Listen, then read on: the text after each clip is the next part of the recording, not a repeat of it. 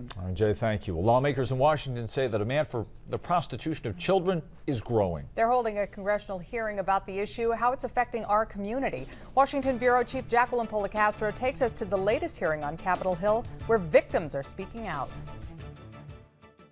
She goes by the nickname T, and lawmakers are calling her one of the most courageous congressional witnesses they've ever met. I became vulnerable for a man to basically sexually exploit me.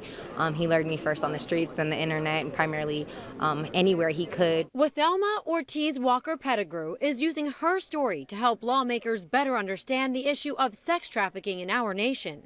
In her testimony to the House Judiciary Committee, We need to extend these services. she said she spent her life on the streets from when she was 10 to 17 years old, beaten, tortured, manipulated, and sold for sex. I am coming with the knowledge of not only my own experience, but plenty of other young people who've been victimized for sexually exploitation. T told lawmakers she thinks people who purchase children for sex should be prosecuted as child rapists. She advocates for better services for victims and says the child welfare system is partly to blame. She was raised in the system.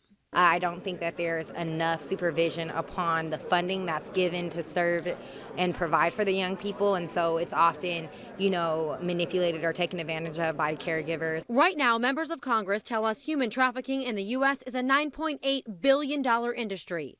One lawmaker on the committee is working on legislation to increase penalties for trafficking offenses, strengthen reporting of the crime, and set up a domestic trafficking victims fund inside the Treasury Department. They prosecute the trafficker.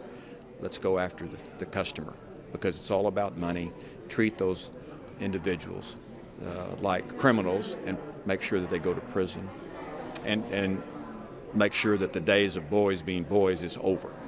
Congressman Ted Poe is doing more than just write legislation. He's encouraging T to continue to tell her story, saying he believes it will help convince other lawmakers that something needs to be done now. I definitely wouldn't be here today if I didn't feel that this was possible to make a difference in women like me or other young people. Reporting in Washington, Jacqueline Policastro, 13 ABC.